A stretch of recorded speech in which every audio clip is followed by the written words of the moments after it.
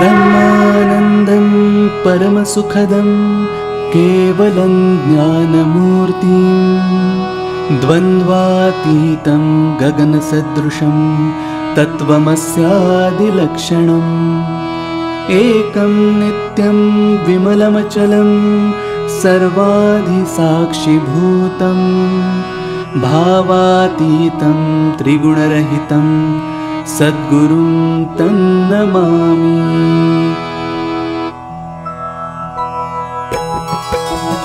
आरती सप्रेम जय जय आत्मा मालिक। आरती सप्रेम जय जय